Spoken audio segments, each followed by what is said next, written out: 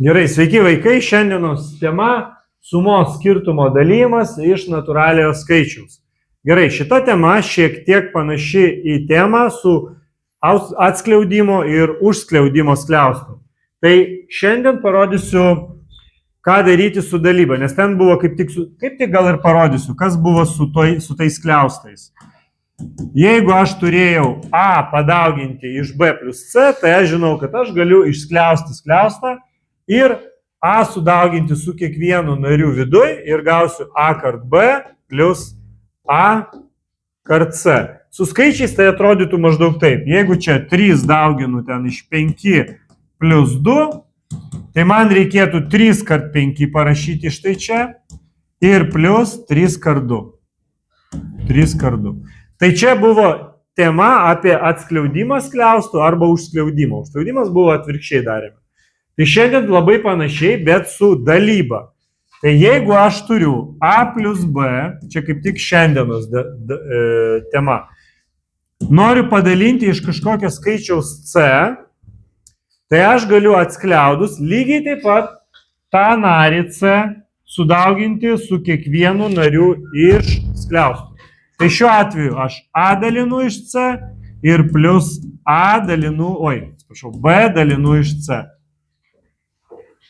Matote, pasikartojo veiksmai, kaip ir buvo daugyboje, taip ir dalyboje. Mes vieną narį šitą C padauginam iš kiekvieno nario iš skliausto. Tai yra su A ir B. Šiuo atveju A dauginamas su B ir C. Kas bus, jeigu aš turiu ne tik sumą, bet ir skirtumą? Tai pasikeis tik ženklas. Jeigu aš turiu A minus B ir visą tai noriu padalinti iš C, tai aš turėčiau pagal idėją ir A padalinti iš C ir minus B padalinti iš C. Kaip matote, vėl tas pats. Vėl C sudauginau ir su A, ir su B atskirai su kiekvienu skaičiuku. Ir minusavau. Dabar su skaičiais parodysiu. Kaip tai atrodo su skaičiais? Gerai, aš turiu, tarkim, 20 minus 10 ir visą tai noriu padalinti iš 2.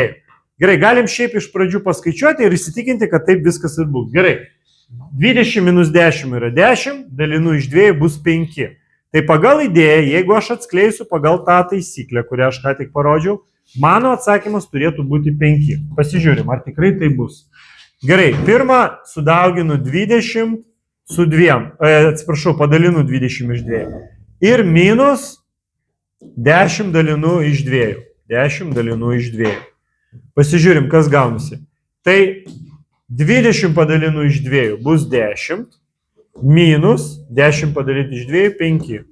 Ir mano atsakymas 5. Kaip matote, atsakymas pasidarė toks pat, kaip ir neatskleidus skliaustų, toks pat atsakymas ir atskleidus skliaustus. Tai niekas nepasikeitė. Reiškia, aš savo palengvinau galbūt skaičiavimą, jeigu čia būtų labai dideli skaičiai, man galbūt būtų patogiau išskliausti ir padaryti taip. Gerai, bet galima ir atvirkščiai į kitą pusę tą patį veiksmą padaryti. Ne tik tai atskliausti, bet ir užskliausti skliaustą galima.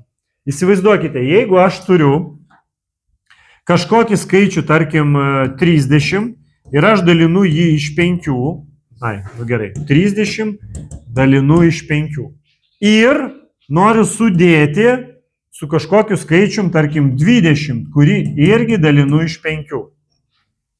Tai va tą dalybą iš 5 aš galiu palikti už skliaustų, ne? Aš galiu paimti šitą penketą ir šitą penketą ir padėti jį už skliaustų.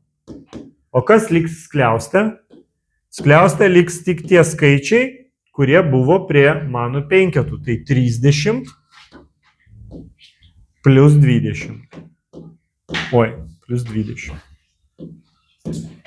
Taip, galim pasitikrinti, ar tikrai atsakymas bus toks pat. Gerai, 30 dalinu iš 5, 6, 20 dalinu iš 5, 4. 6 plus 4 yra 10. Žiūrim čia. 30 plus 20 yra 50, 50 dalinu iš 5, irgi atsakymas 10. Taigi galima ir užskliausti, ir atskliausti. tuos skliaustus su dalyba ir daugyba. Tai, kas buvo pačioj pradžioj, kur mes prieš tai turėjome temą apie atskleidimą skliaustų. Ar aišku? Ar turim klausimų? Tai dar pasiaiškinsim vis tiek. Gerai, ačiū.